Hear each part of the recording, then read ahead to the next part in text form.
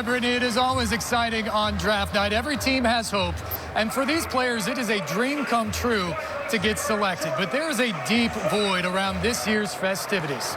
Coach Mack, Dave McGinnis, loved the draft and studying players more than anyone. He was a draft encyclopedia. And sadly, we lost Coach Mack earlier this month at the age of 74, but his legacy will not be forgotten.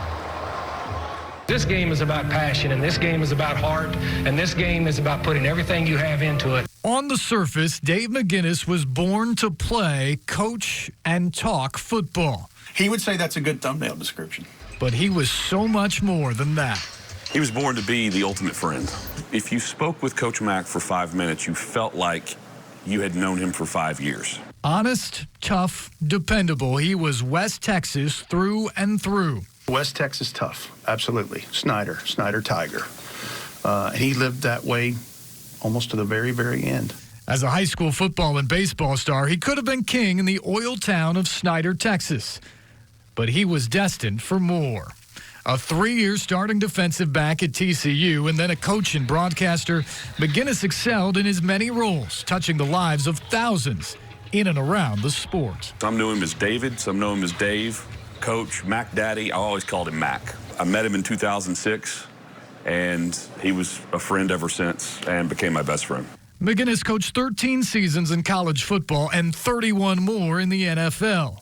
His stops included Chicago, Arizona, St. Louis, Los Angeles, and Tennessee, where he served as linebackers coach from 2004 to 2011.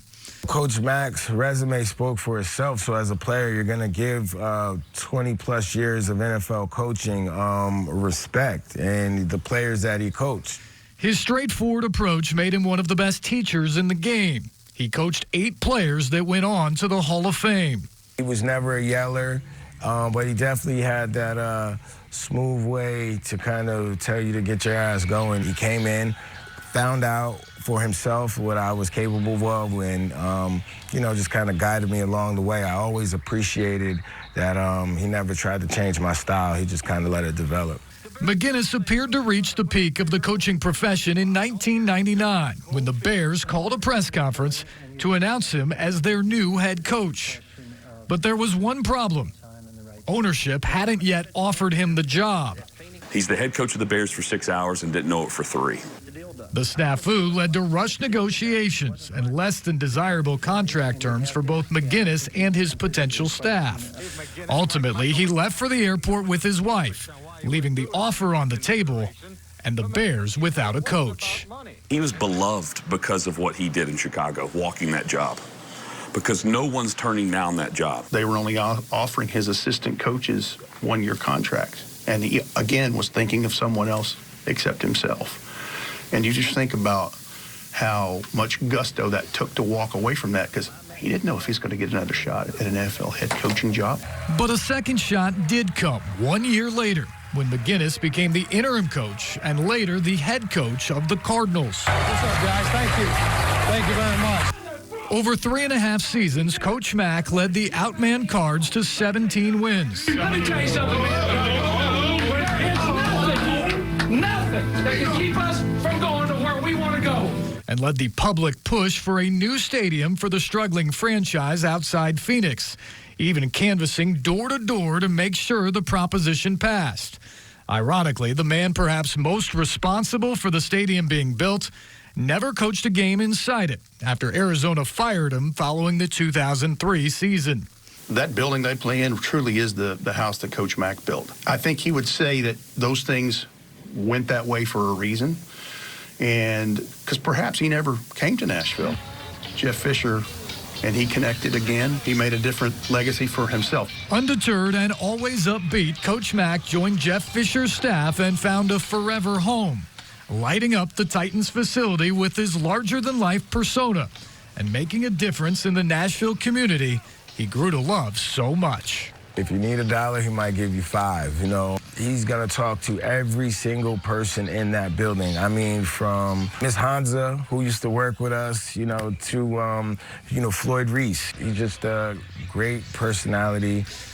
That personality got a microphone when McGinnis returned to Nashville in 2017 after finishing his coaching career with the Rams. Knowledgeable, relatable, and with his love of the game emanating over the airwaves, Coach Mack became an instant success as the color analyst on Titans radio. Yes! Not yes! Not yes! Hell yes! And boy, was it colorful. I tell you what, I don't know how we can get anything right up here with this clown show and the white hats down there. He was a natural at it. The guy could talk, but he could also not talk to you, but talk with you. That was an amazing forward over rooster then, right in the middle of the road. Say that again? Forward over rooster. You ever seen a rooster run over by Ford pickup in the middle of the road? I can't say that I have. Well, now you have. That's what it looks like. He wanted you to be included. He wanted you to be informed, whether you're a hardcore fanatic or you're the casual fan. For 9 seasons, McGinnis was the coach in the booth for Titans radio and fans everywhere. Be alert here, please. You're coaching.